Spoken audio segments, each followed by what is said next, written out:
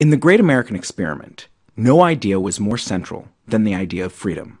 Freedom is so central to the concept of the U.S., yet in the nation's beginning, it had an institution which was the antithesis of its primary founding principle, freedom.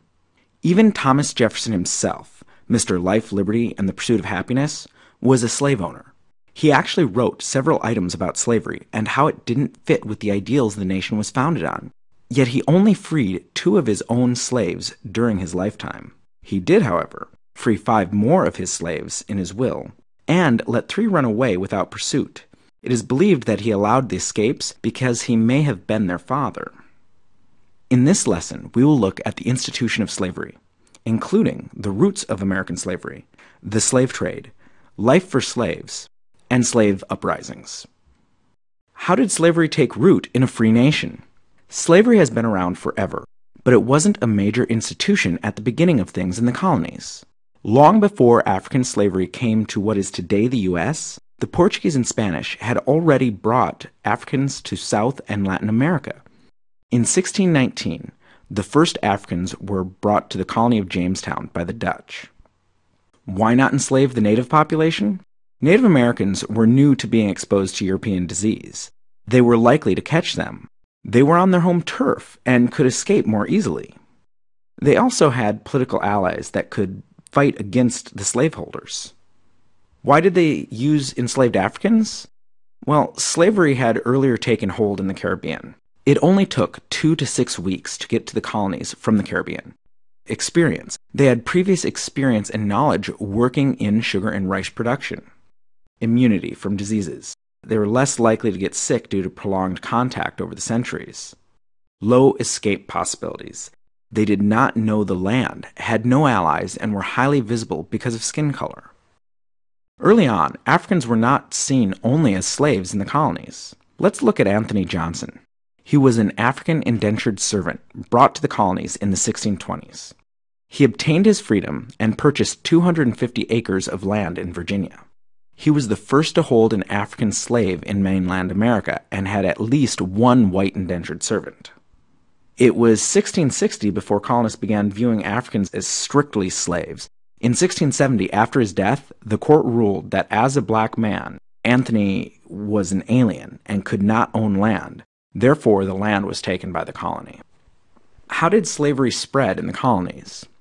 Well, New England colonies had no large plantations, so slaves lived in cities and on small farms. Gradually, slavery was abolished in New England. Local slavery was not integral to their economy. The Chesapeake Bay colonies had large tobacco plantations. It became the center of the domestic slave trade. The Carolinas and Georgia had large rice and cotton plantations, so slavery became well entrenched in the lifestyle and economy there. How did cotton become king and make slavery a major American institution? The cotton gin. It was invented in 1793 by Eli Whitney. It made cotton the most important cash crop in the U.S. Cotton and its reliance on slave labor spread from Virginia south and west until it filled the southern U.S. In 1860, at the height of slavery, 25% of all Southerners owned slaves. Of that 25%, 52% owned 1 to 5 slaves. 35% owned 6 to 9 slaves. 11% owned 20 to 99 slaves. 1% owned 100 or more slaves. Those who owned 20 or more slaves, about 3% of the entire white population, controlled the social, political, and economic power of the South.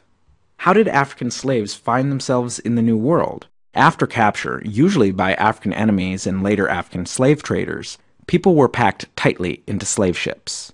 The death rate of the passengers was 50%. The ships followed the Middle Passage of the Triangle Trade. The Triangle Trade route was the flow of raw material from American colonies to Europe, followed by manufactured goods leaving Europe for African markets. Those manufactured items were traded for enslaved Africans who were transported on the Middle Passage to the American colonies. Destination, auction, and seasoning. Most Africans landed in Brazil. Very few actually landed in North America. Slaves were auctioned off to the highest bidder, then were put through a process of seasoning to get them ready for work. They learned a European language. They were given a European name and were shown work expectations.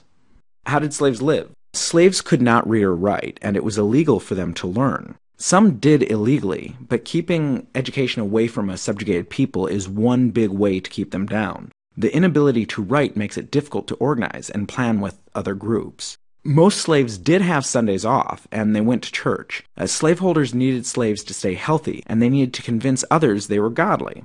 Giving the Sabbath off helped with both of these.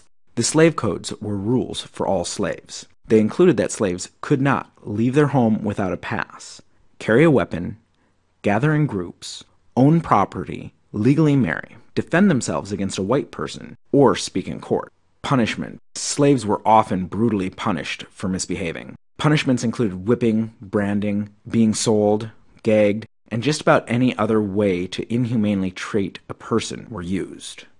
How did slaves resist? Well, one way was flight. Slaves would run away.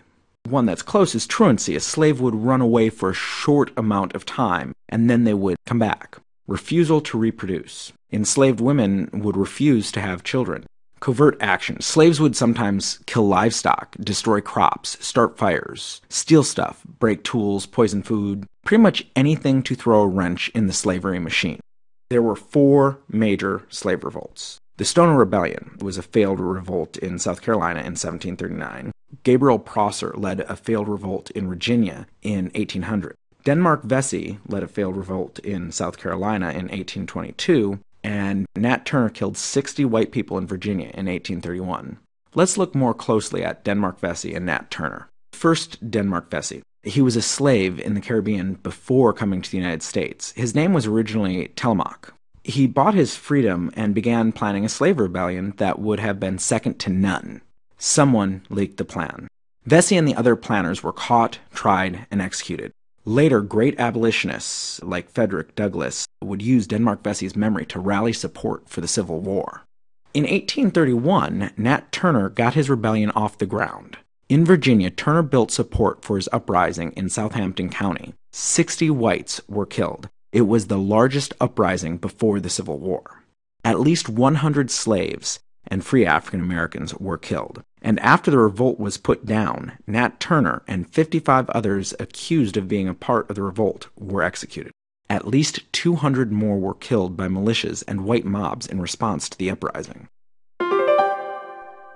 So to recap, slavery is an institution counter to every ideal the United States was founded on, yet it took root and actually was in many ways the economic backbone of the state's early economy.